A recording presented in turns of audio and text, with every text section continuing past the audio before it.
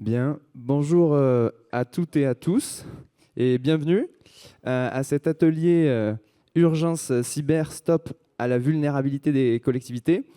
On va commencer, et je suis sûr que les gens vont arriver euh, nombreux, un peu plus nombreux. Je suis conseiller économie et numérique au sein d'Intercomité de France et je serai l'animateur des échanges aujourd'hui. Alors, pourquoi un atelier dédié à la cybersécurité et pourquoi urgence aujourd'hui? Alors, entre 2022 et 2023, l'Agence de sécurité des systèmes d'information, l'ANSSI, a enregistré 187 cyberattaques visant les collectivités. Et bien sûr, je ne parle même pas des attaques à l'encontre de l'État ou récemment sur les ENT. Face à l'augmentation du risque cyber, la prise de conscience des exécutifs locaux est bien réelle. Et ce, quelle que soit la taille des collectivités, on le verra tout à l'heure. Mais où en sont aujourd'hui les collectivités en matière de gouvernance, de stratégie, d'outils de prévention, de gestion des risques cyber? Et quels sont les outils existants à disposition?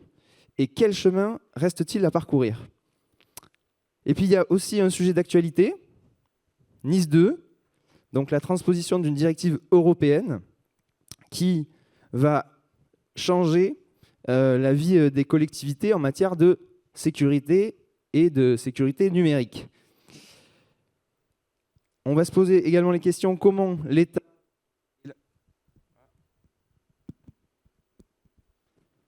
Un, deux, c'est bon. On va se poser également les questions suivantes, comment l'État et l'ANSSI préparent cette transposition européenne et l'atteinte des objectifs définis par les collectivités nécessitera du temps, une méthodologie, un accompagnement technique, des moyens humains, de la formation et des compétences, et bien sûr des moyens financiers auprès des intercommunalités, mais plus largement des collectivités locales. Et elle impliquera, on va le voir tout à l'heure, une augmentation de l'offre des marchés privés de prestataires. Donc la sphère du monde économique va être impactée par la transposition de cette directive. Et elle soulève également des questions concernant les assurances, les assureurs des collectivités, des questions de responsabilité pour les intercommunalités vis-à-vis de leurs communes, membres, leurs satellites et leurs délégataires. Alors pour répondre à ces différents enjeux, je vous ai mis quelques chiffres que je viens d'évoquer à l'écran. Et pour répondre à ces différents enjeux, on accueille aujourd'hui Marlène Ledieu-Deville, donc vice-présidente de la communauté de communes La Cortaise et coprésidente de la commission numérique d'Intercommunalité de France, des interconnectés de France urbaine, et qui est, j'ose dire aujourd'hui, une spécialiste cyber. Michaël Audegon, conseiller délégué aux usages numériques et à la stratégie digitale de la communauté urbaine d'Arras.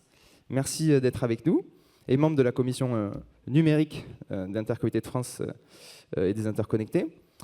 Et le général François Degèse, donc chef de la division coordination territoriale et de la sous-direction stratégie de l'ANSSI.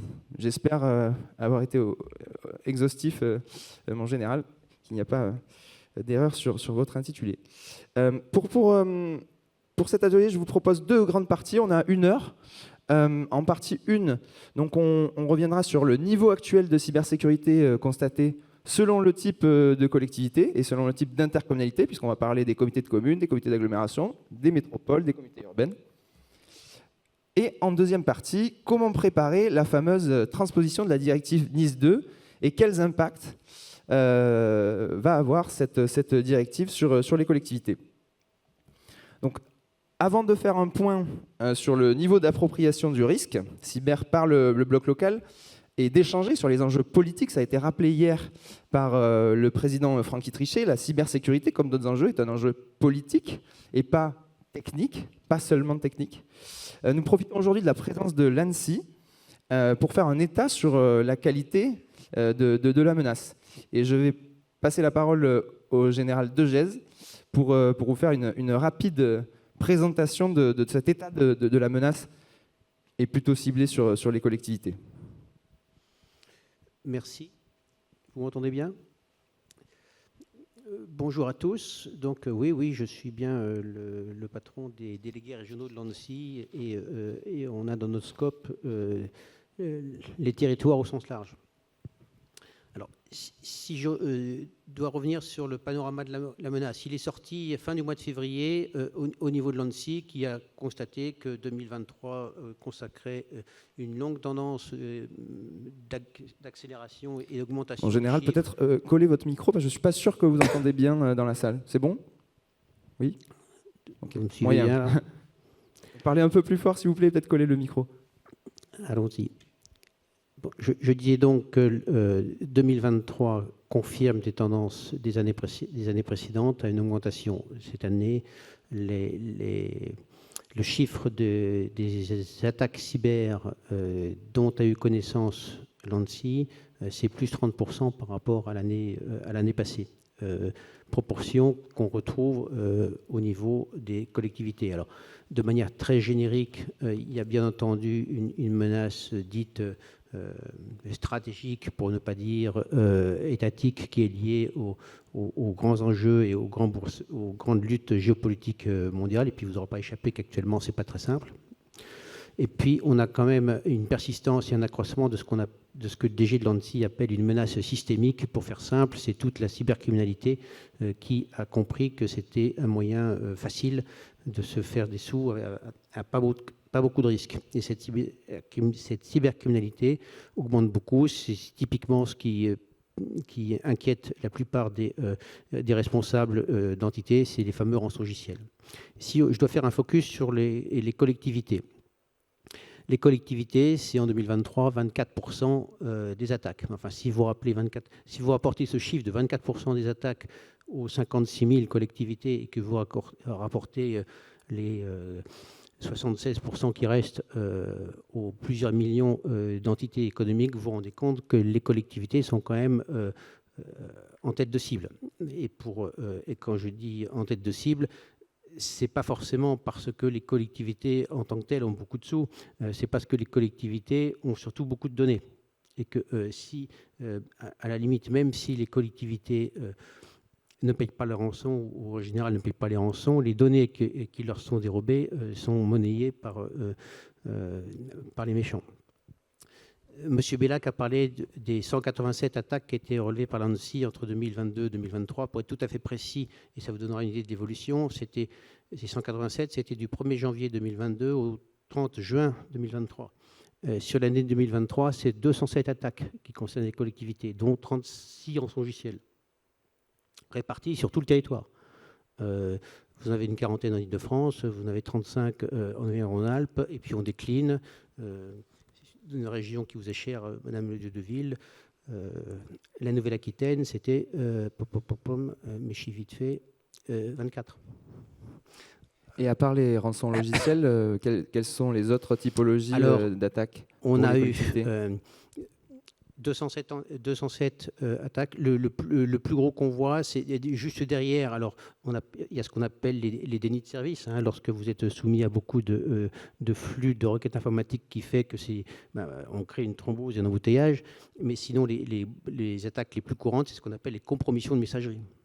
Une compromission de messagerie, c'est-à-dire on se rend compte que quelqu'un a usurpé un mot de passe d'une messagerie et puis est rentré chez vous. En soi, ce n'est pas forcément très, très inquiétant, sauf que c'est le signal d'une faiblesse et derrière, ça peut aller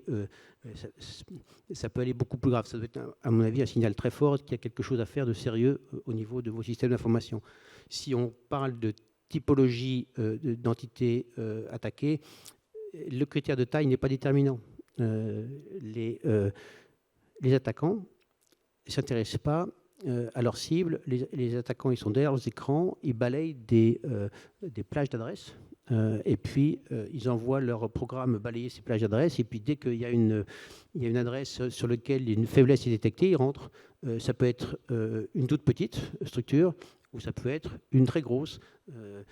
Dans les attaques emblématiques qui ont eu lieu il n'y a pas très très longtemps, je crois que l'année dernière, la mairie de Lille est restée très embêtée pendant plusieurs mois et ce n'est pas encore complètement terminé. Et à l'inverse, vous avez des toutes petites communes qui aussi ont été frappées. Voilà. Vous voulez que je rentre plus dans les détails ?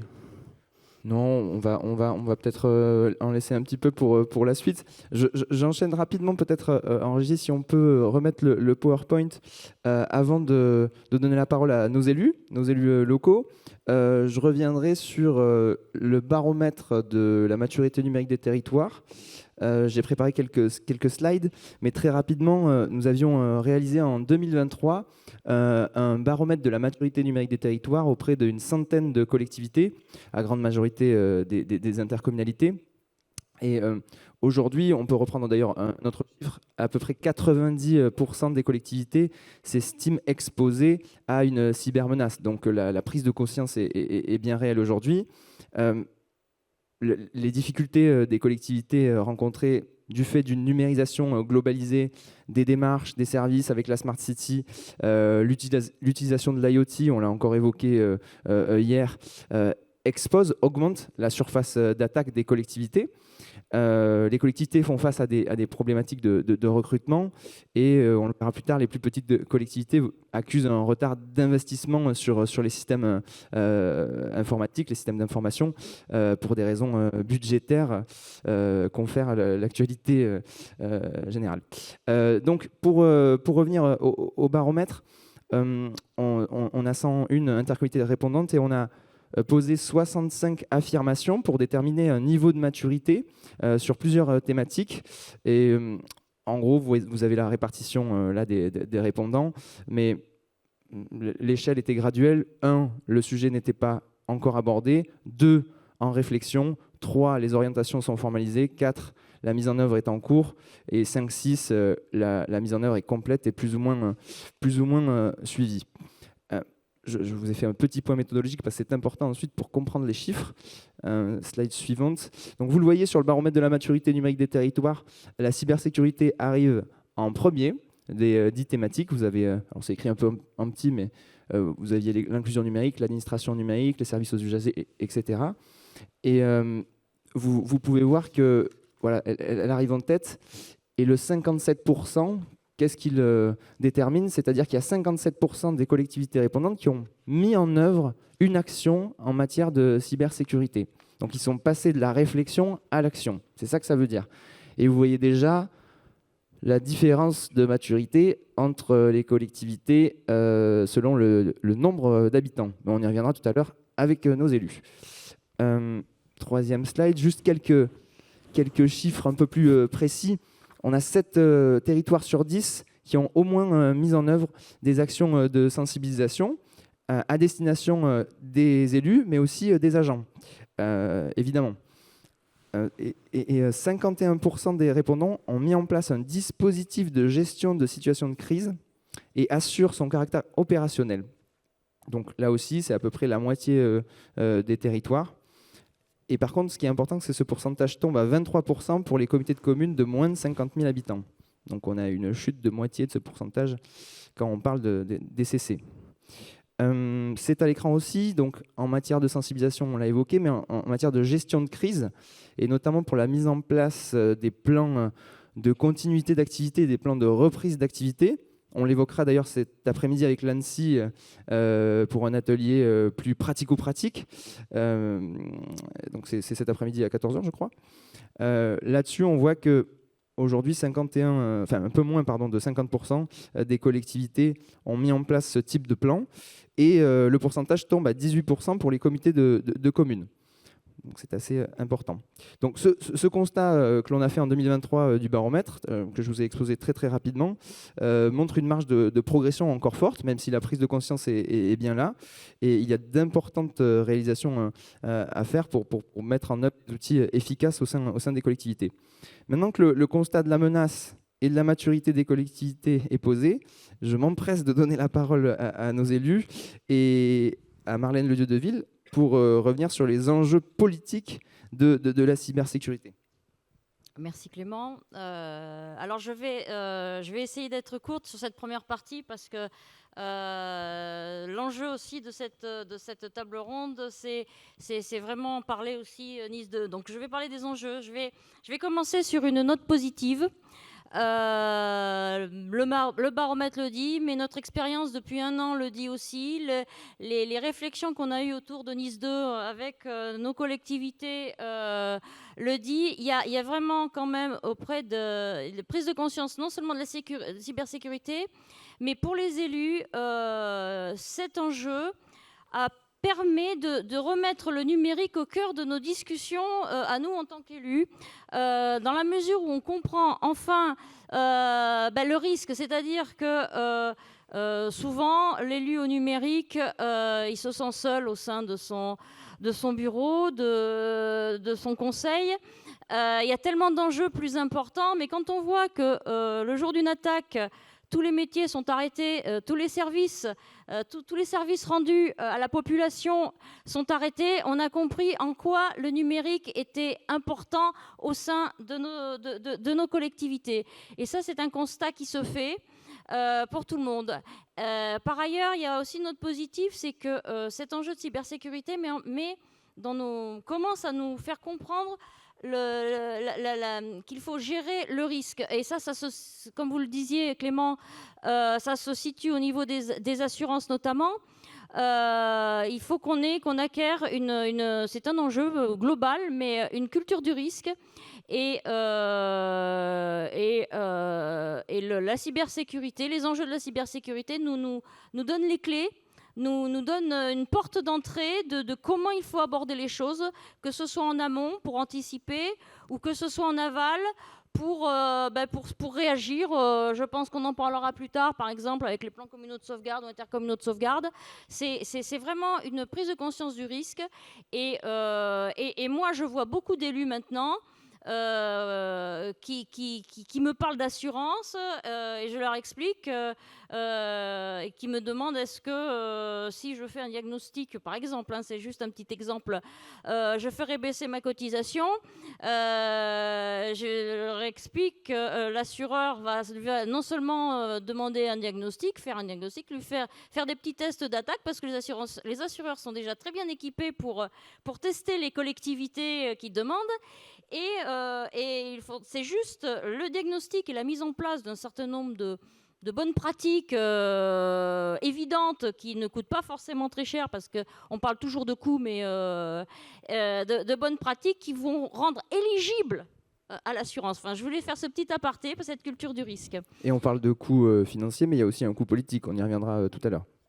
Voilà, donc une fois ce constat positif fait, restent les questions, notamment un gros enjeu qui nous unit tous, c'est comment notre objectif, ça va être mettre en place une organisation au sein de notre collectivité qui va permettre d'avoir un système d'information assez efficace et mettre en place aussi et créer les métiers qui vont bien, notamment RSSI, DPO. Donc ça, c'est un premier enjeu pour nos collectivités, d'avoir une organisation, un système d'information efficace. Par ailleurs, alors je vais pas être exhaustive, vous me direz si j'en oublie. Et là, je m'appuie sur un certain nombre, par exemple le France Relance, et là pour parler des différences entre les grosses collectivités, je vais dire, et les plus petites collectivités. Moi, je ne vais pas dire communauté de communes ou communauté d'agglomération ou métropole. On se doute bien qu'une métropole, c'est une grosse collectivité. Une communauté de communes, en général, c'est une petite, quoi qu'il y en a des assez importantes. Et au milieu, on a les communautés d'agglo qui sont plus ou moins grandes. Donc, cette typologie tient moyennement. Il y a vraiment deux extrêmes, on va dire, et qui vraiment... c'est le France Relance qui nous l'a dit, quand le France Relance sur la cybersécurité a été lancé par l'ANSSI pour aider, accompagner les collectivités à se structurer, à faire un diagnostic, des audits, il y avait des critères d'éligibilité. Et les premiers critères, c'était de base, 100 000 habitants. 100 000 habitants, pour ceux qui étaient plus petits, est-ce qu'il y a d'autres critères possibles ? Oui, dans la mesure où vous avez une DSI. Ça, c'était un premier critère, ce qui signifie que tous ceux qui n'étaient pas éligibles n'avaient pas forcément une DSI. Donc, si on n'a pas de service informatique, on n'aura pas d'organisation et de la cyber et de quoi que ce soit. Et même une connaissance de notre système d'information. Et une volonté d'élu. Donc ça, c'est vraiment, pour moi, un enseignement. On le voit, bien sûr, au travers du baromètre. On le voit à travers de ce que nous a proposé l'ANSSI, parce que la conséquence, c'est qu'à peu près toutes les métropoles ont bénéficié du France Relance. Environ 60% des communautés d'agglo et à peine 10% des communautés de communes. Et les communautés de communes, c'est... Sur 1254, c'est 992 entités. Et merci, Monsieur DG, c'est vous qui nous avez donné cette information. Donc c'est très important. Donc ça, c'est vraiment un enjeu de savoir. Pour moi, l'enjeu, c'est comment on va s'organiser et avec quels moyens. Et l'autre différence, bien entendu, entre une entité, entre une grosse collectivité et une plus petite, c'est les moyens, mais pas que les moyens financiers, c'est les moyens humains. Les personnes, une interco comme la mienne, 55 000 habitants, communauté de communes, c'est DSI pur et dur, 6 personnes, dont le RSSI. Ensuite, ça va être 3 personnes au niveau données, data, mais ce n'est pas eux qui vont gérer directement. Ils gèrent un SIG, mais pas directement de la sécurité. Et 6 personnes, et nous sommes très bien dotés. En termes de médiation numérique, c'est important, puisque nous assurons beaucoup de sensibilisation, ne serait-ce qu'en interne, au sein de notre collectivité. Mais si je compare, par exemple, avec une communauté d'agglomération voisine qui met en place un schéma de mutualisation avec ses communes, c'est DSI 60 personnes. Déjà, on voit déjà le rapport de moyens humains qui vont pouvoir y travailler. Donc, pour nous, véritablement, l'enjeu, c'est de savoir comment collectivement on va pouvoir s'organiser pour répondre, ne serait-ce qu'aux premiers enjeux de cybersécurité. Ensuite, devenir éligible, on va dire, de manière satisfaisante aux critères NIS 2. Alors, on en parlera tout à l'heure en deuxième partie. Oui, on en parle tout à l'heure, c'est tout. Et je voulais lancer 2 petits messages. Donc là, c'est en guise de conclusion de cette première partie. Je lance un message d'abord à l'Assemblée et aux collectivités qui composent nos instances, qui sont notamment membres des interconnectés. Appuyez-vous sur notre travail, les interconnectés, commission numérique. Nous œuvrons beaucoup pour la montée en compétence des agents comme des élus. Nous organisons des territoires prod, c'est-à-dire vraiment des groupes de travail, notamment sur la cybersécurité technique, pratique, avec des experts pour aider à monter en compétences. Et ça peut aider tout le monde. Et sur le plan politique, on est là pour non seulement faire remonter vos problématiques et puis vous aider à avancer sur les sujets. Donc ça, c'est un vrai message, c'est de dire appuyez-vous sur nous et quelle que soit votre taille, chacun peut apporter aux autres et je vois que les problématiques globalement sont les mêmes. Et le deuxième message s'adresse plutôt à l'ANSSI, à l'État. Appuyez-vous sur nous, Interco, sur nous, structure, pour vous faire vraiment toucher du doigt la réalité du terrain et travailler ensemble sur tout ce qui va être mis en place ultérieurement. Voilà, c'était mes 2 messages. Merci. Et je rappelle que les territoires prod sont un groupe de travail auquel vous pouvez tous participer dans le cadre du réseau des interconnectés, pour ceux qui ne le savent pas. Je me tourne maintenant vers Mickaël Audegon avant de passer aux questions depuis la salle, puisque les personnes qui ont fait l'effort de se lever aujourd'hui auront, j'imagine, des questions en matière cyber. Mickaël Audegon, vous êtes donc conseiller communautaire au sein de la CU d'Arras. Quelle est votre réaction par rapport à ce qui a été présenté au baromètre? Mais aussi, vous allez nous parler, c'est intéressant, on a parlé de formation d'agents, mais aussi des élus, et vous allez pouvoir nous faire un retour d'expérience sur la formation à distance de l'ANSSI, qui est un module de 20 heures, et vous l'avez réalisé, donc vous allez pouvoir nous en parler. Oui, sans aucune publicité, bien sûr. Bonjour à tous. Moi, je voudrais, pour compléter ce qui a été dit par rapport à la situation actuelle du risque, c'est de vous dire qu'il y a un risque vraiment conjoncturel et structurel. Le risque structurel, on l'a rappelé tout à l'heure, c'est qu'il y a une augmentation des attaques. Et le risque conjoncturel, c'est que la France va organiser un petit événement sportif dans quelques mois. Et je vais vous donner un seul chiffre, 40 milliards. 40 milliards, ce n'est pas le coût de la cybersécurité. 40 milliards, c'est le nombre d'attaques que la commune de Tokyo a connues sur ses serveurs, sur ses réseaux, durant les Jeux Olympiques, il y a 4 ans. Ça donne un petit peu l'ampleur de la capacité de ce qu'on va vivre, parce que s'il y a eu ces attaques-là à Tokyo, il y aura forcément ces attaques-là sur Paris, et peut-être certainement encore en plus grand nombre.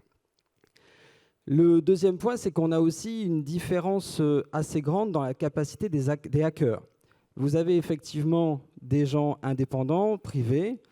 Un rançongiciel sur le dark web, c'est 50 $.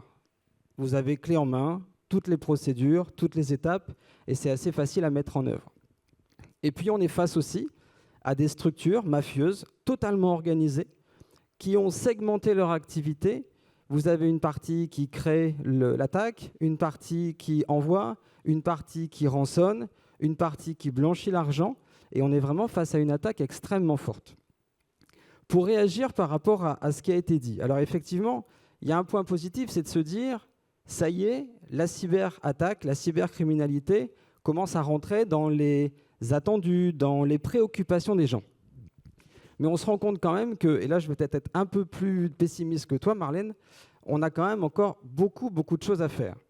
Quand on nous dit à 70% des collectivités qui ont commencé à des phases de sensibilisation, c'est quoi sensibiliser?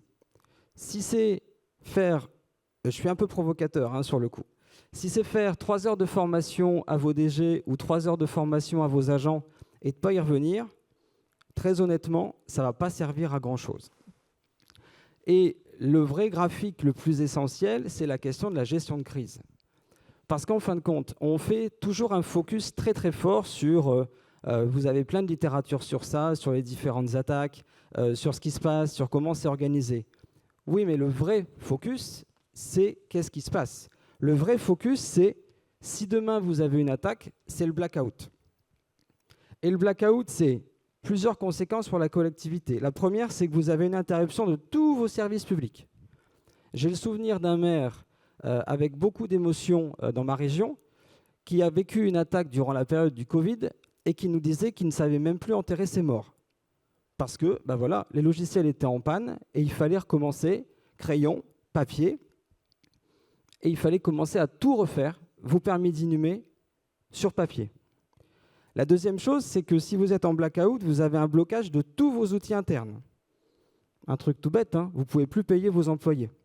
Et ça, je vous assure qu'en interne, ça met très vite quand même beaucoup de tension. Vous avez le coût de la remise en œuvre. Quand vous avez 1000 machines qui sont à évacuer, déconnecter, racheter, remettre en œuvre, un truc tout bête par rapport à la collectivité de Lille, ça a été de dire, est-ce qu'on a les machines? Il faut trouver des opérateurs qui sont en capacité de vous donner 200, 300, 500, 1000 PC. L'avant-dernier coup qui n'est pas neutre, c'est le pacte de confiance qui est rompu avec vos citoyens. Une collectivité qui est attaquée, quelque part, elle s'est fait pirater ses données. Et vos citoyens, ils vous ont donné ces données d'une manière assez confiante. Et le risque là, c'est vraiment de se dire qu'il y a une perte de confiance fondamentale entre la collectivité et les citoyens. Et puis le dernier coup, c'est aussi un coup politique. Parce qu'effectivement, il est quand même compliqué de se remettre à flot quand vous avez vécu une attaque et qui a mis par terre une administration pendant plusieurs mois.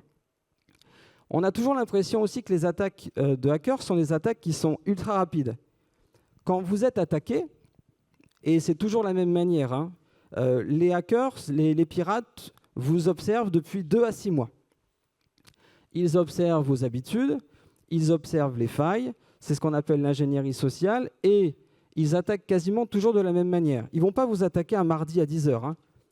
Ils vont vous attaquer un vendredi à 16h50, un vendredi veille de week-end, en vous mettant une pression, en envoyant un mail à une personne en disant voilà, votre chef de service a besoin de ça, c'est urgent, il faut cliquer sur le lien. C'est le week-end qui approche, il y a une perte de vigilance, on se dit allez, on va faire ça parce qu'on me demande de le faire, on clique et la machine est partie. Vous revenez le lendemain matin ou vous revenez le lundi matin ou le mardi matin, vos données sont cryptées, vous n'avez plus accès à rien. Donc il faut vraiment faire très très attention par rapport à ça. Il faut travailler, comme le disait Marlène, sur un plan de gestion de crise et il faut assurer qu'est-ce qu'on va faire si on a une attaque par rapport à la continuité du service public. Pour revenir sur la formation, oui, alors je ne fais pas de publicité à l'ANSSI, mais vous avez différentes formations et vous avez un MOOC qui est assez bien fait en 4 étapes. Moi, je l'ai fait à titre perso. Voilà. C'est une formation qui est appréhendable assez facilement, mais qui n'est pas non plus d'une simplicité absolue. Vous avez une vraie formation qui dure plusieurs dizaines d'heures. Vous avez une vraie certification.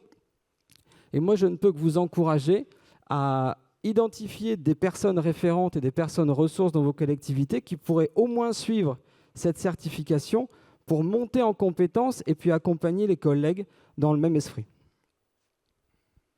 Merci beaucoup pour ce partage. On va maintenant passer aux questions. Décidément. Est-ce que dans la salle, y aurait-il des questions ou même un partage, un retour d'expérience, pardon, des inquiétudes à partager? Madame, est-ce que c'est possible de transmettre un micro à Monsieur Marty, vice-président du SICOVAL et membre de la commission? Merci. Bonjour à toutes et à tous. Simplement revenir sur 2 points essentiels. Donc, je suis Dominique Marty, vice-président au SICOVAL en charge de la transformation numérique. Et revenir sur un point qui est intéressant. Alors, l'accompagnement ANSSI, on l'a fait. Simplement, pour poursuivre cet accompagnement, il y a des mesures à prendre. Et ces mesures, après, sont coûteuses. Donc, toutes les structures ne peuvent pas se le permettre. Il y a un autre accompagnement qui est très intéressant, surtout pour les petites communes. Et là, on rejoint un petit peu la peur du gendarme, puisqu'il y a des gendarmes qui sont spécialisés et ils ont une très, très bonne équipe et qui font aussi un audit gratuit sur notre structure. Et c'est vrai que c'est quelquefois un petit peu plus efficace par rapport aux élus, parce qu'effectivement, le gendarme qui dit « écoutez, là, vous n'êtes pas du tout, ça ne va pas aller pour la sécurité », ça porte, voilà, ça fait son effet. Un autre élément, on parlait de gestion de crise. Moi, je pense qu'il est indispensable déjà de prévoir un plan de continuité d'activité et de reprise d'activité. Et je vais utiliser le terme de résilience parce que, en fait, c'est ça qu'il faut aujourd'hui. Aujourd'hui, on sait, nous, dans les petites communes, comment repartir, comment assurer la paye des agents, comment assurer, refaire des mandats. La TG et la DGFIP nous y aident. Donc, la trésorerie générale nous a confirmé qu'elle pouvait effectivement refaire une paye du mois précédent sans aucun problème, y compris au niveau des mandats, etc. Donc, de ce côté-là, je pense que c'est quelque chose à creuser parce que ça peut arriver ou ça va arriver, comme certains le disent. Donc, je pense qu'il faut déjà se placer dans cette position, surtout pour nous, les petites communes. Après, nous, SICOVAL, on a essayé de recruter un RSSI et puis le problème, c'est que payer un RSSI aujourd'hui, dans nos structures, c'est très, très, très compliqué. Donc, on a recours à un prestataire extérieur qui nous assure quelques jours par mois, qui nous permet aussi de mutualiser dans un second temps avec les communes. Mais voilà, donc il y a beaucoup de mesures à prendre. Au niveau individuel, dans nos petites communes, c'est quelquefois difficile de faire comprendre aux élus qu'il faut investir. Il faut investir dans des solutions, il faut investir dans de l'infra.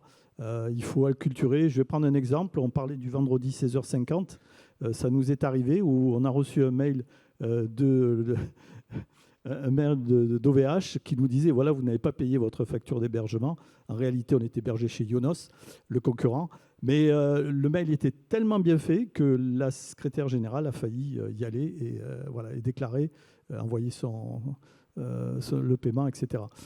Ça s'est fait, on a arrêté au dernier moment. Donc c'est très, très, très, très important d'acculturer. Il faut le faire avec les structures qui vont bien, on le fait avec le département. C'est ce qui fait qu'on a été primé hier par rapport à cette innovation avec le département qui va permettre de délivrer des informations, des podcasts, des formations auprès des agents qui doivent être en premier lieu sensibilisés sur ces questions. Merci, Monsieur Marty. Est-ce que, avant d'avoir une réaction de nos intervenants, peut-être qu'il y a une autre question ou un partage d'inquiétude sur cette matière de cybersécurité? Non. Ok. Bon. Juste pour compléter, par rapport à la granulométrie sur la taille des intercos ou la taille des communes, il y a vraiment un biais qui est en train d'être en ressac, mais qui est encore bien présent dans beaucoup de collectivités, dans beaucoup de têtes. C'est que quand on est une petite commune ou quand on a une petite collectivité, on a l'impression qu'on est à l'abri. Et je pense que non seulement on n'est pas à l'abri, puisque moi je suis une commune de 1000 habitants et dans mon interco, il y a un village de 700 habitants qui a été attaqué, mais on est beaucoup plus démunis et cela nous rend beaucoup plus fragiles. Et que vous avez des attaques de masse où vous avez, plutôt que de prendre une ville de 100 000 habitants, on prend 1000 villes de 1000 habitants et on balance les mails et on voit ce qui peut se passer. Moi, je vous rejoins tout à fait sur la question d'acculturer. Certes, ça coûte de l'argent, mais alors quand vous avez, pour essayer de convaincre vos collègues élus, vice-présidents ou présidents, il faut juste essayer d'anticiper, oui, mais si on a une attaque, combien ça va nous coûter? En financier et en non financier. Il y a deux axes par rapport à ça. Et là, je sais que c'est lourd. La première chose, c'est qu'il faut faire une démarche informatique.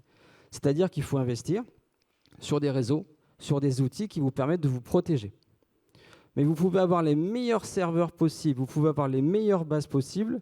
Si vous n'avez pas des agents qui ont un minimum de bonnes pratiques, eh bien, c'est comme si vous n'aviez rien fait. Parce que la faille humaine, c'est quand même très souvent celle qui pêche et celle par laquelle le pirate va entrer. Et il y a plein de choses qu'on peut faire. Alors on y reviendra peut-être après, il faut structurer les choses, mais c'est l'histoire des mails. Je connais pas mal de collectivités qui se sont, entre guillemets, amusées à faire du hacking blanc. Du hacking blanc, c'est vous payer une société structure qui vous lance une attaque. Bien évidemment, c'est une attaque vide. Mais on envoie du phishing, et puis on voit le nombre de collaborateurs qui ont cliqué sur le lien et le nombre de collaborateurs qui ont donné leur mot de passe. Toutes les intercos avec qui j'ai discuté, que ce soit en France et l'occasion aussi en Belgique, vous avez entre 20 et 30% des collaborateurs qui cliquent, et vous avez entre 15 et 20% des collaborateurs qui donnent leur mot de passe. Ça coûte pas cher à expliquer, à former, et c'est pas très compliqué. La question des mots de passe, voilà, on en revient toujours. Le fait d'avoir un seul mot de passe, moi je dis toujours quand j'interviens ou autre, est-ce que vous avez la même clé pour votre maison, votre voiture, l'appartement de votre fille, votre résidence secondaire, votre clé de bureau? Non, vous avez des clés différentes. Avoir un même mot de passe pour vos usages pro et perso, c'est une catastrophe. Donc ça aussi, ça coûte pas cher, ça peut être fait en interne et c'est une manière de progresser. De la même manière, et on reviendra peut-être à un point avec Nice 2, c'est l'histoire quand un collaborateur quitte son bureau. Qu'est-ce qu'il fait de son ordinateur? Il le laisse allumer, il l'éteint. Même chose. Ce n'est pas des choses qui sont très chères, ce sont juste des bonnes pratiques. Donc il faut essayer d'imposer, de faire entrer, d'expliquer et de réguler aussi au fur et à mesure de l'eau pour voir comment on progresse. Parce que ces choses-là, ce sont des choses qui sont la plupart du temps les principales failles dans lesquelles les pirates vont entrer. Merci Marlène, vous voulez réagir peut-être rapidement sur ce qui a été dit? Je réagis à ce qu'a dit tout à l'heure Dominique Marty et à la réaction de Michael. Je confirme, Dominique, que pour une petite structure, que ce soit une commune ou même une communauté de communes, parce qu'il y en a des petites qui n'ont... L'enjeu aujourd'hui, ça va être que tout le monde, mais vraiment tout le monde, et à un moment donné fait un diagnostic accompagné par la gendarmerie. Se met en place aussi mon aide cyber qui a été un peu initiée en Nouvelle-Aquitaine, où c'est du diagnostic accompagné. Donc ça peut être par les gendarmes, par un étudiant, par tout le monde. Diagnostic accompagné parce que l'autodiagnostic c'est très compliqué. Mais moi je l'ai fait aussi dans ma commune, accompagné par un ancien de l'ANSSI, donc c'était pas mal. Ce qui est intéressant, c'était... Alors le maire n'a pas voulu y participer, pourtant c'était intéressant que les élus soient là aussi pour comprendre. Et c'était les secrétaires de mairie qui ne sont... Enfin, ce côté numérique, il y a de quoi dire, mais j'étais moi-même étonnée de leur compréhension du problème. Et le diagnostic permet vraiment de toucher du doigt. C'est des choses bêtes, c'est des questions, enfin bêtes, mais on comprend mieux où est le problème, où est notre potentiel problème. Et souvent, il y a des préconisations. Et je le répète, ça ouvre la porte à une meilleure compréhension des choses et à déjà, comme tu le dis, des bonnes pratiques. Et ça, c'est vraiment la base et c'est important que que tout le monde ait au minimum fait ça. Après, quand on parle des moyens à mettre en œuvre, oui, effectivement, une collectivité qui a été attaquée, en général, c'est parfaitement au point après pour ne pas être réattaqué. Mais il faut quand même donner des moyens, c'est bien. Mais encore faut-il savoir sur quoi je vais investir. Mais s'il n'y a personne au sein de la collectivité, s'il n'y a personne pour connaître ce qui est à protéger, alors il y a les bonnes pratiques, la sensibilisation, les mots de passe, ça, pas besoin de matériel pour ça. Mais il y a quand même à un moment donné, et surtout pour les plus petits, la connaissance de son système d'information. Et je dirais que c'est la deuxième étape. Il y a le diagnostic, ça c'est général. Et aussi, mais je pense que vous allez en parler après, la connaissance de son système d'information. Parce que pour mettre de l'argent, on peut mettre tous les budgets qu'on veut, il faut savoir le faire à bon escient. Et Michael parlait des agents, mais j'aimerais quand même aussi dire que les élus devraient aussi être beaucoup plus sensibilisés parce que eux aussi, ils sont une porte d'entrée sur une attaque. Eux aussi, ils utilisent les messageries. Donc, on épargne toujours l'élu, on considère que c'est une entité extérieure. Mais moi, j'insiste sur les élus. Parce que la plupart, nous élus au numérique, on est plus au fait, mais les autres élus, pour la plupart, ils n'y connaissent rien. Donc ils se font attaquer comme n'importe quel agent, et ils sont un vecteur potentiel de danger pour la structure. Voilà, je voulais juste rebondir là-dessus. Merci. Est-ce que, Général de Geste, peut-être il y a une réaction ou Oui, moi j'embauche très vite monsieur le conseiller communautaire à l'ANSSI. Je dis bonjour, je suis l'ANSSI, écoutez votre élu, il va tout vous dire, c'est parfait. Hein. On voit que vous avez fait une MOOC.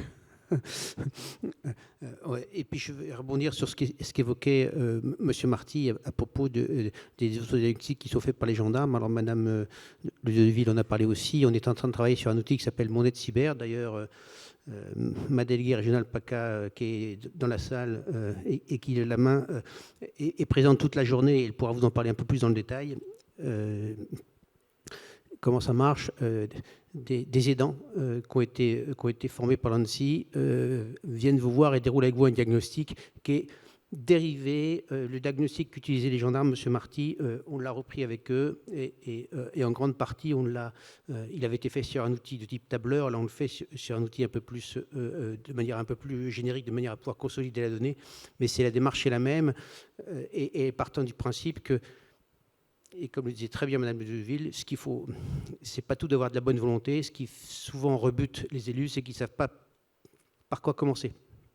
Et c'est très clairement l'enjeu de cet outil, c'est de faire une première passe avec les élus de manière à pouvoir leur dire, bon, dans votre cas particulier, à vous, dans les 6 mois qui viennent, les 6 premières mesures qui seraient intéressantes de mettre en place, c'est celle-ci.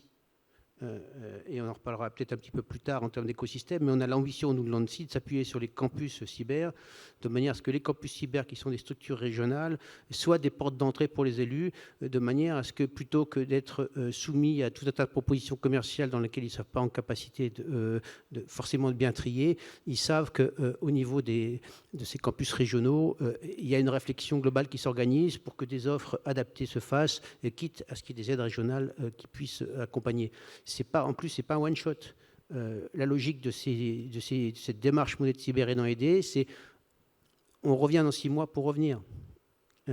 Et potentiellement, on refait passer l'outil de diagnostic en disant, bon, vous en êtes là maintenant, alors vous avez fait tout ou partie de ce qu'il y avait à faire, le step suivant, ça serait celui-là. On croit beaucoup, nous, à ce sujet-là, pour aider les petites structures. Merci. D'autant plus que les collectivités sont souvent démarchées par une quantité de prestataires. Les gens ont peur de faire des bêtises, ça coûte de l'argent, et finalement, au final, ils font absolument rien. Je rebondis sur ce que tu disais, Marlène, c'est vrai. Les élus, il faut aussi les former, il faut aussi les accompagner. Alors ça peut être par rapport à la mise en place de références, ça peut être, il y a plein d'options possibles, mais il y a des bonnes pratiques aussi. J'ai l'exemple d'une commune dont je tairai le nom, qui a été attaquée via le compte Twitter du maire. Le maire avait un même mot de passe pour un compte Twitter et pour son adresse mail. Le pirate n'a pas attaqué le site de la collectivité en premier, mais son compte Twitter. Et avec le compte Twitter, il est rentré dans ça. Donc ça aussi, c'est des pratiques toutes bêtes, basiques, mais qu'il faut absolument poser, parce que sinon, on laisse trop souvent des failles évidentes. Et pour le coup, c'est comme si on laissait la clé de la voiture sur le capot de la voiture, en fait, avec un écriteau en disant « servez-vous, c'est celle-là ». Donc il faut vraiment avancer sur ça. Juste, on parle peut-être par rapport au PCS. Oui, on peut en dire un mot, mais après on partira sur la transposition NIS 2. Mais oui, Ouais. bien sûr, les PICS. Voilà, sur le principe, des plans communaux de sauvegarde, des plans intercommunaux de sauvegarde, il faut bien se mettre dans la tête, et ça c'est un peu le message que je vraiment voudrais vous faire passer aujourd'hui, un plan cyber c'est comme un plan incendie. Ça ne pose de problème à personne de faire X évacuations incendie par an dans une collectivité, dans un bâtiment. Eh bien, un plan cyber, ça doit être exactement la même chose. Il faut instaurer dans votre PCS, alors c'est pas prévu forcément de manière absolue dans la loi, mais moi, le conseil que je donne à chaque fois, c'est d'insérer dans vos PCS ou vos PCIS une brique, une page, en disant c'est quoi le réflexe si on a une attaque. C'est quoi le réflexe si on a un blackout? Qu'est-ce qu'on fait? Alors c'est tout bête, hein? Est-ce qu'on coupe le courant ou est-ce qu'on ne le coupe pas? Est-ce qu'on coupe le réseau ou est-ce qu'on ne coupe pas? Et puis après, quand on se pose la question en disant bah oui, au fait, tiens, le réseau, est-ce qu'il est segmenté ou pas? Et là, on en revient à ce que je vous disais tout à l'heure, à l'investissement réseau, en disant qu'il faut avoir des réseaux qu'on puisse segmenter pour essayer de, un petit peu comme dans un sous-marin, de faire des cases, de faire des blocs qui fassent que votre attaque ne va pas véroler tout votre serveur en même temps, mais va isoler certaines parties.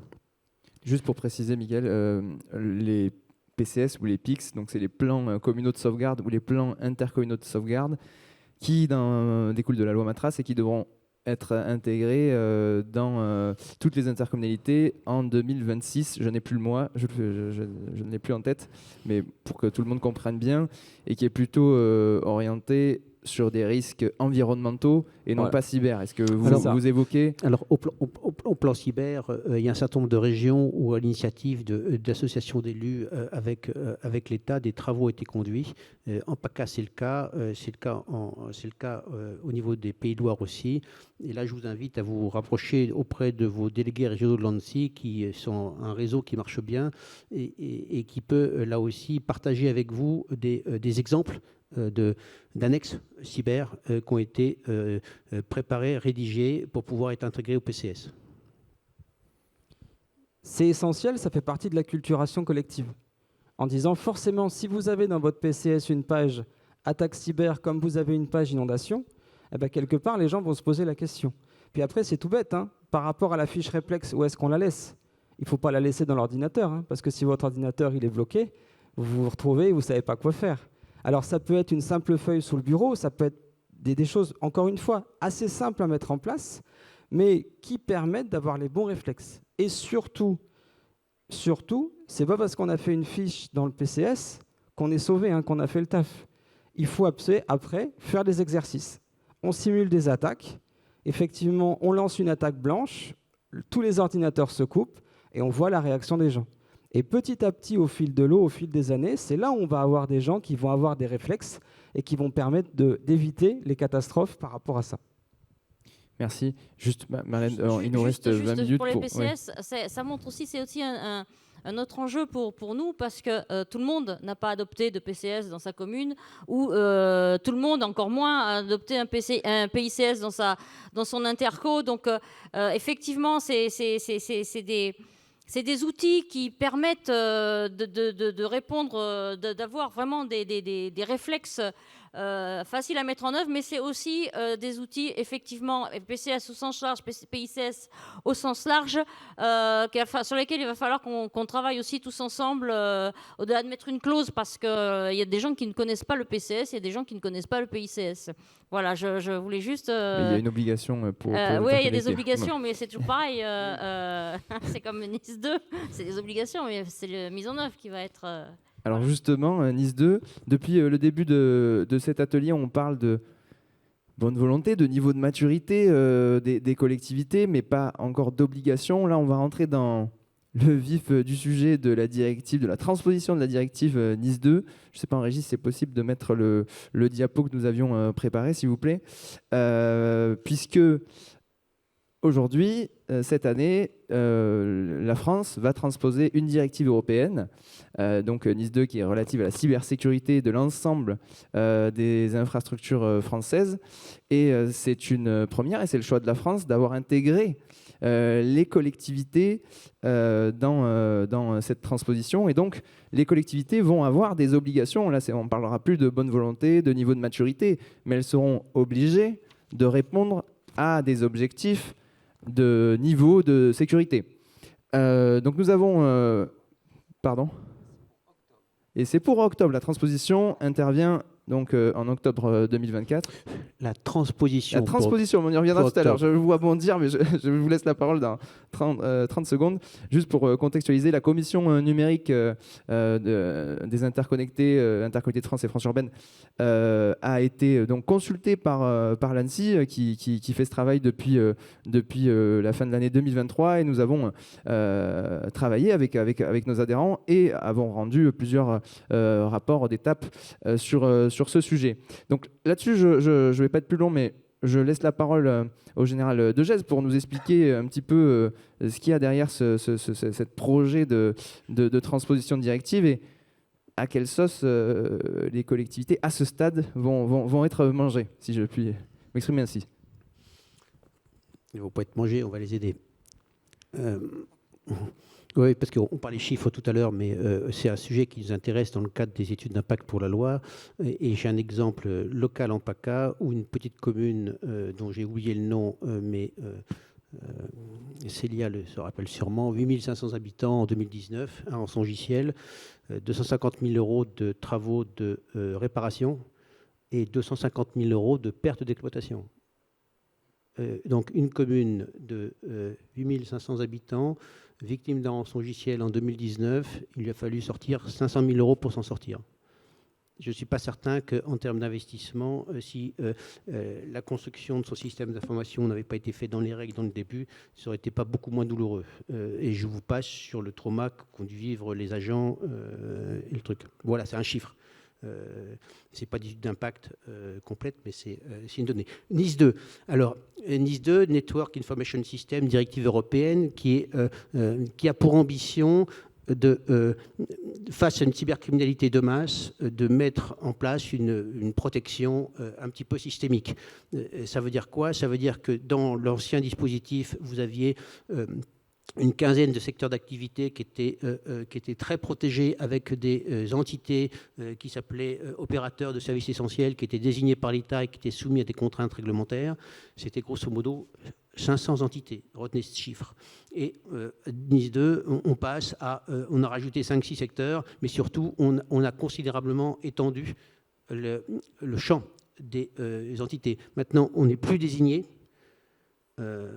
On est une entité soumise à la réglementation parce qu'on agit dans un secteur d'activité ou bien parce qu'on est dans un certain nombre de critères de nombre de chiffre d'affaires ou bien de nombre d'employés.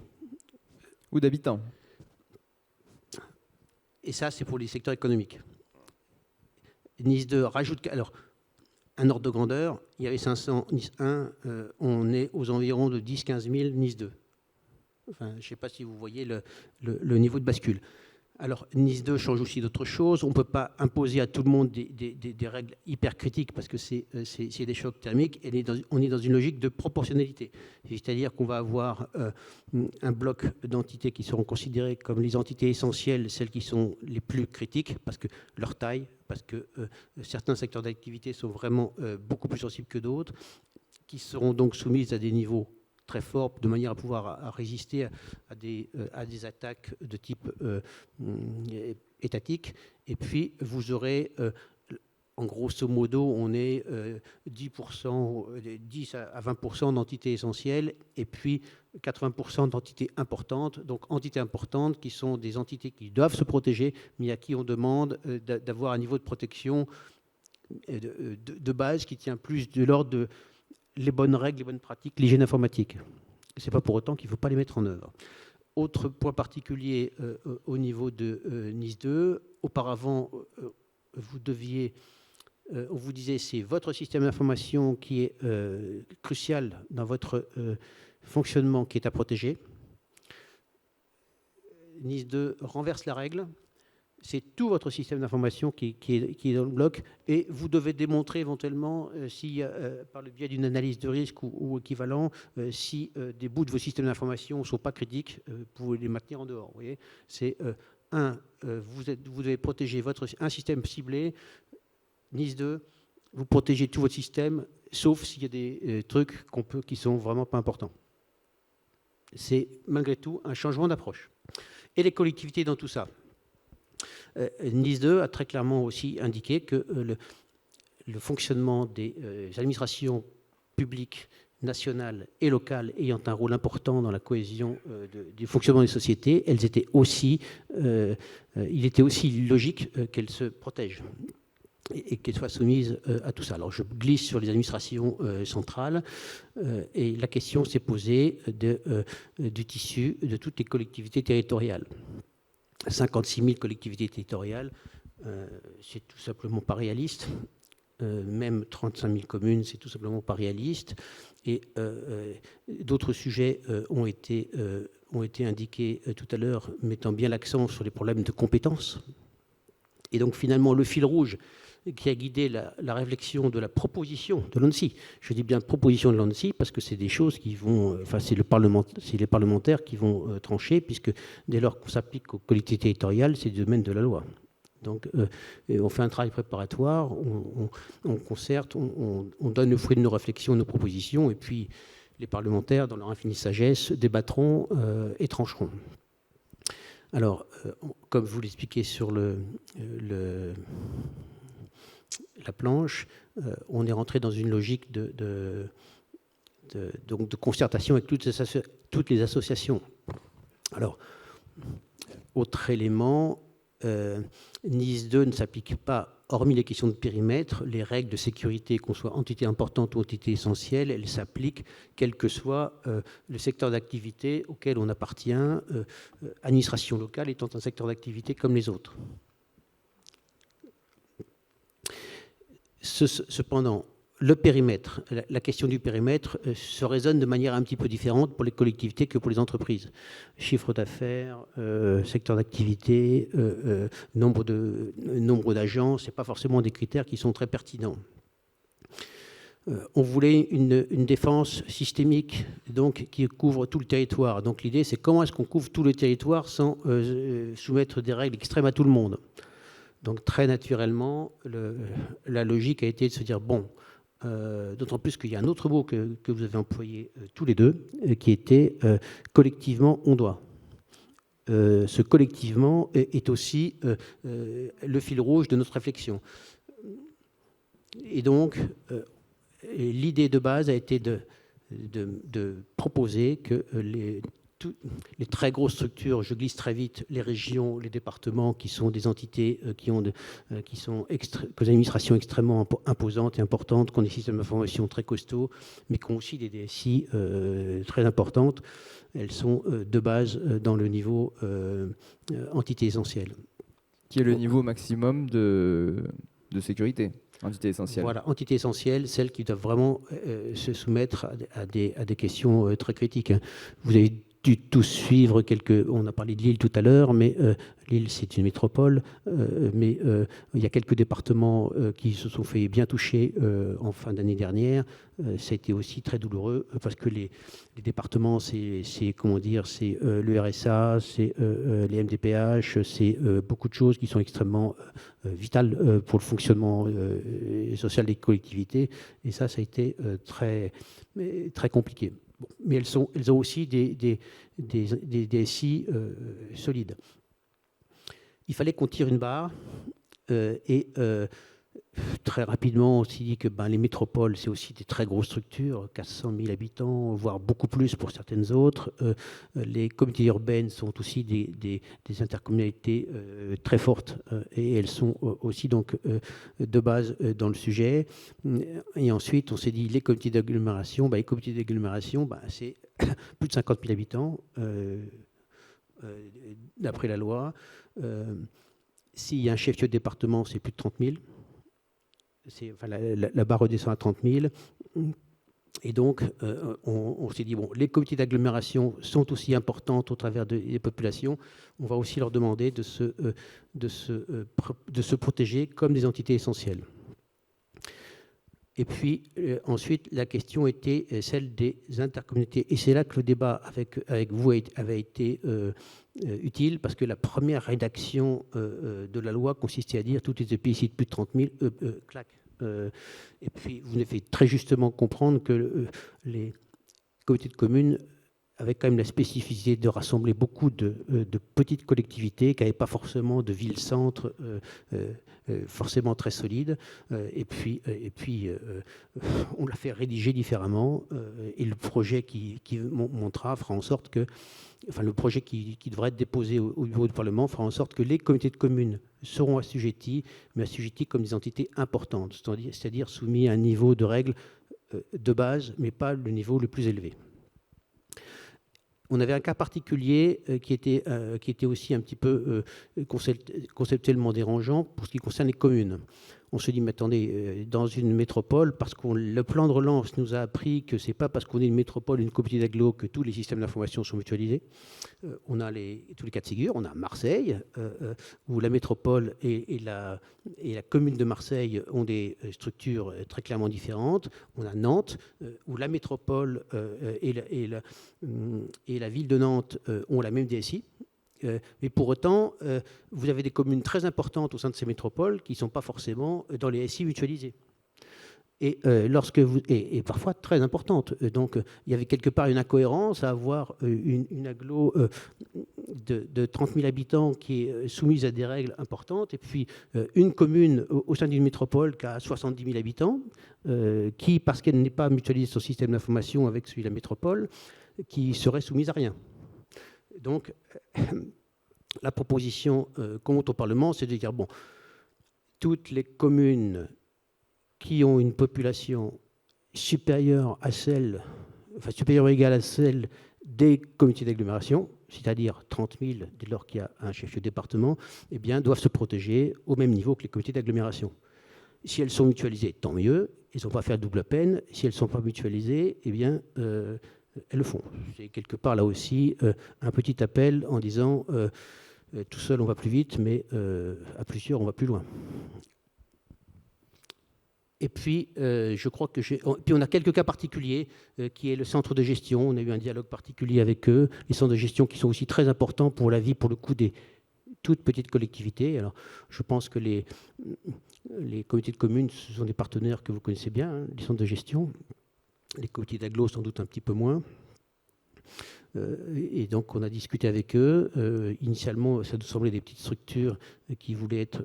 on hésitait en disant les gros centres de gestion, eux, les petits EI, et puis les centres de gestion s'organisent différemment. Ils ont un GIP informatique. Ils ont dit on va assurer, on va se mettre tous au niveau EE. Bon, OK. On part comme ça. Et on a un autre point particulier qui avait bien été remonté dans le cadre des consultations qu'on a eues avec les associations d'élus, où là on a une proposition de rédaction de loi, mais je ne dis pas que ce n'est pas des choses qui vont encore être amenées à évoluer, c'est la prise en compte de tous les les EPCI sans fiscalité propre, donc les syndicats mixtes, les syndicats mixtes ouverts, fermés, et pour autant qu'ils opèrent des activités critiques, comme l'eau, l'assainissement, l'énergie, les transports. Où là, pour l'instant, on est plutôt sur une tendance à se dire, pour des questions de logique et de cohérence, peut-être qu'on utiliserait le seuil des 30 000 habitants, mais je pense que on laissera sans doute les parlementaires nous ajuster ça de manière un petit peu critique, parce qu'on sait qu'il y a certains syndicats des eaux qui opèrent pour 40 000 habitants, 45 000 habitants, mais qui n'ont pas forcément un effectif extrêmement important. Donc, on se demande quelle est la bonne maille pour traiter ces sujets-là.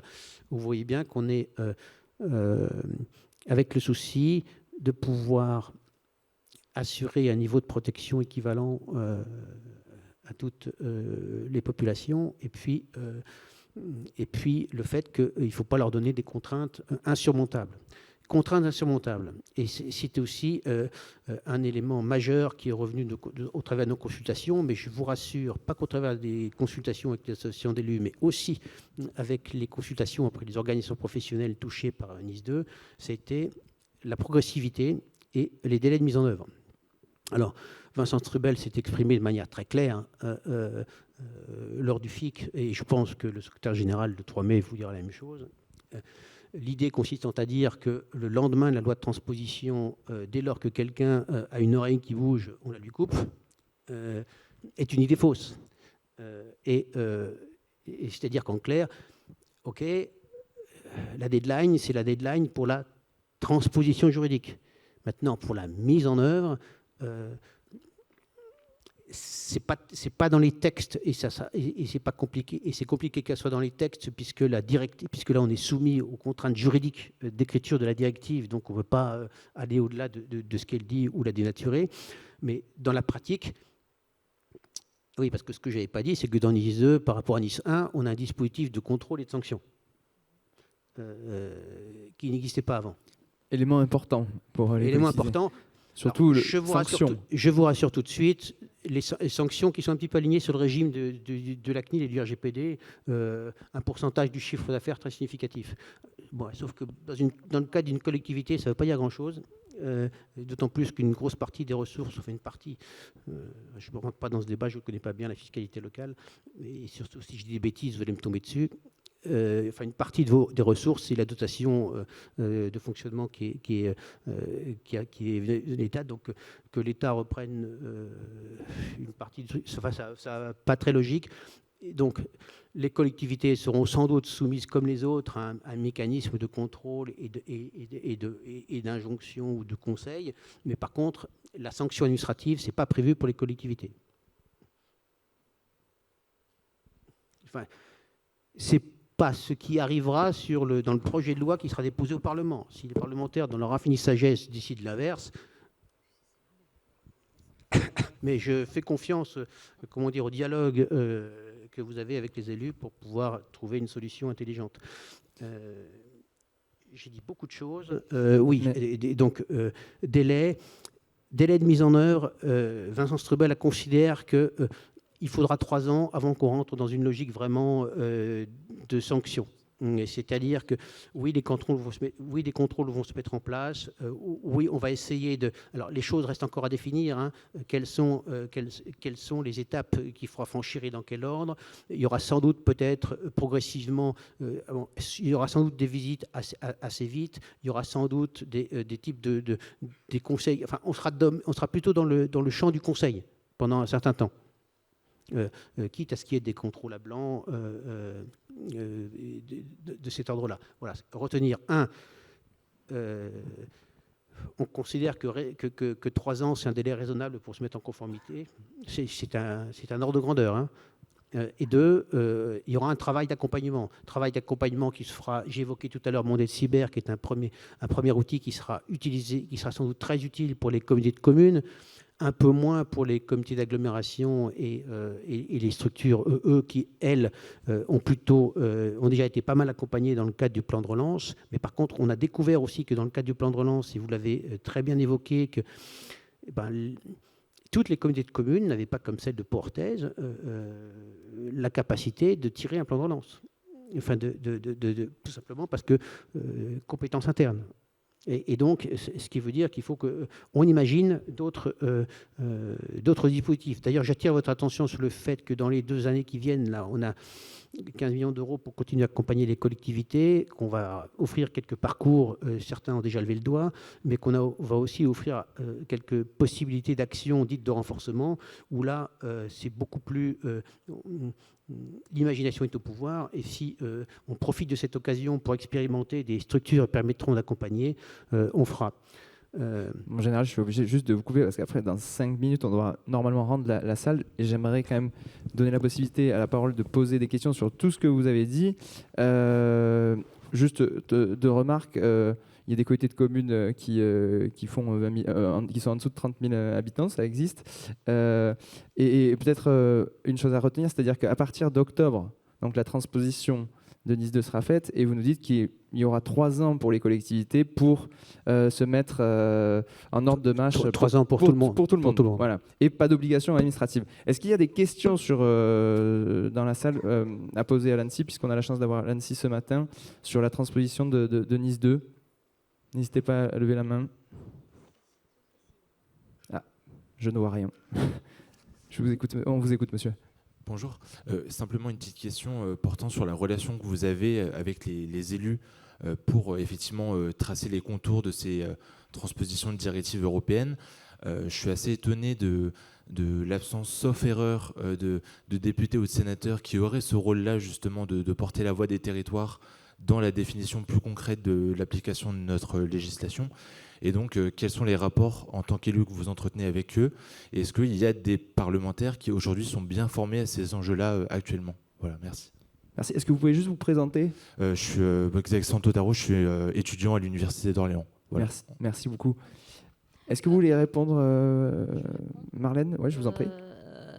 Alors effectivement, nous, association d'élus, nous travaillons et nous sommes heureux d'avoir été consultés de manière sérieuse par l'ANSSI sur cette transposition.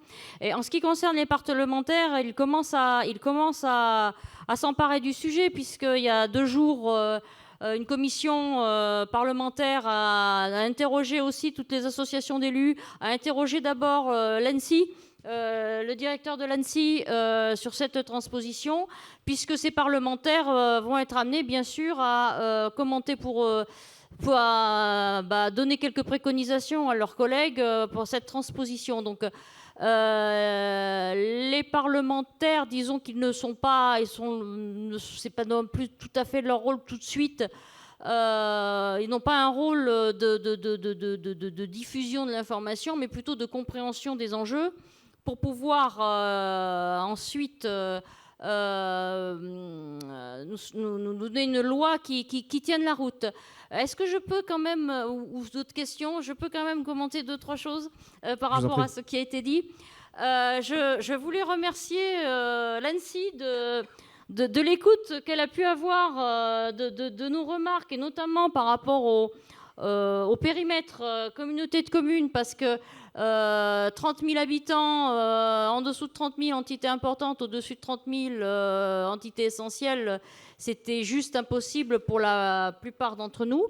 Dans la mesure où on a quand même environ 200 communautés de communes qui ont plus de 30 000 habitants, plus de 50 000 habitants, c'est voilà. Donc c'est une très bonne chose. Il y aura peut-être encore et là on ne va pas entrer dans le débat, mais repréciser la relation commune de moins de 30 000 par rapport à leurs intercos et leurs périmètres. Ça, c'est des choses, mais on va pas discuter tout de suite. Simplement, il y a 2 jours, donc, on a été interrogé, donc association d'élus, Intercommunauté de France, France urbaine, Association des maires de France, Région de France et Département de France. On a discuté pendant plus de 2 heures avec cette petite commission parlementaire composée d'un sénateur et d'une députée. Et on a parlé de cette question de délai de 3 ans. Et tous unanimement, on a quand même indiqué que c'était trop court. Alors, on peut très bien envisager un délai, une progressivité, c'est-à-dire donner un délai pour arriver, pour certains, à tel état, et notamment pour les plus petits, d'avoir fait diagnostic et d'avoir fait... une cartographie, je dirais, de leur système d'information. C'est un premier niveau, et de leur vulnérabilité. On peut donner ce délai. Pour les plus grands, c'est autre chose. Mais techniquement, lié au marché public, il y a plein de choses liées au fait que, peut-être tu veux dire un petit mot là-dessus, que les entreprises elles-mêmes, nos prestataires ou nos sous-traitants ne sont pas forcément prêts. 3 ans, ça va être un peu court. Par contre, on peut l'envisager sur une progressivité. À 3 ans, il faut avoir atteint ça pour les uns. Ça, c'est aussi une proposition qu'on vous a faite de créer en gros des groupes de travail composés de 2-3 types d'entités qui ont les mêmes problématiques, les mêmes, pour pouvoir établir justement cette progressivité et quels sont les moyens à mettre en œuvre. Voilà, je ne vais pas être plus longue. Merci, et j'indique aux participants aussi que la Commission numérique a beaucoup travaillé sur cette question de la transposition de NIS 2, et nous avons produit un rapport où on rentre un peu dans le détail du contenu des objectifs à réaliser pour les collectivités. Et je vois qu'il y a une question dans la salle. Monsieur, n'hésitez pas à vous présenter, à poser votre question, Bonjour. partager un retour. Je suis Éric Blanc, je suis DSI d'une petite commune justement de 8500 habitants. Moi, je n'ai pas une vraie question, mais j'ai vraiment un souci vis-à-vis de tout ce que vous venez de nous présenter, dans le sens où moi j'ai besoin d'accompagnement, j'ai besoin d'aide et j'ai besoin d'assistance. Et au travers de tout ce qui a été mis en place, on n'a pas cette assistance, on n'a pas cette vision claire des choses qui nous permettrait d'avancer. Là, vous avez parlé de taille d'infrastructure pour la déclinaison de NIS 2, mais il y a dans les communes des données plus sensibles qui sont traitées que dans certaines intercommunalités, et pour autant qui ne seront pas soumises au cadre NIS 2. À 9000 habitants, nous, on a une délivrance de titres sécurisés, une délivrance d'actes de naissance. Si je me fais pirater moi aussi, et si quelqu'un commence à rentrer dans ces données-là, ça va être critique. Ça va être critique au niveau de la donnée. Et pourtant, dans votre description de la déclinaison de la directive NIS 2, je ne suis pas concerné par ce qui va être mis en place. Donc ça me pose un petit souci. Maintenant, je ne suis même pas capable d'évaluer la qualité de mon SI, la qualité de mon niveau de cybersécurité, parce qu'au travers du plan de relance, par exemple, fait par l'ANSSI, qui a dit qu'il avait aidé tout le monde et ceci et cela, la première règle, c'était il faut 2 personnes au service informatique. Ce n'est pas mon cas. Je ne suis pas éligible. Et pour autant, dans toutes les petites communes, dans toutes les petites structures où il n'y a qu'une seule personne qui doit tout gérer de façon transversale au niveau de l'informatique, le souci, il est là. Et le besoin qu'il y avait au niveau du plan de France Relance, c'est peut-être à ces niveaux-là qui n'ont pas été adressés par l'ANSSI.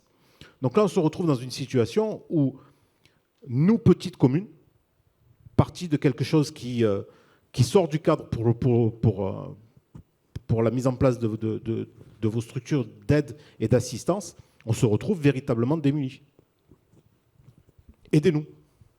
Merci beaucoup pour ces témoignages précieux.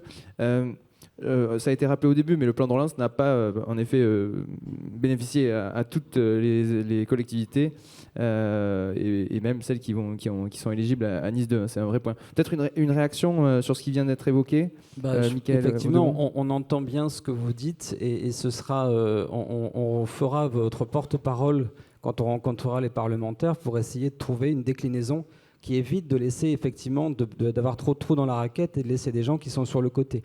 Le problème d'un texte, surtout quand on est à un gabarit européen, ça fait que parfois, sur 27 pays, c'est pas forcément évident à mettre, mais on entend votre situation avec le sentiment d'être délaissé, de vous retrouver un peu tout seul, alors que pourtant le travail il est fait.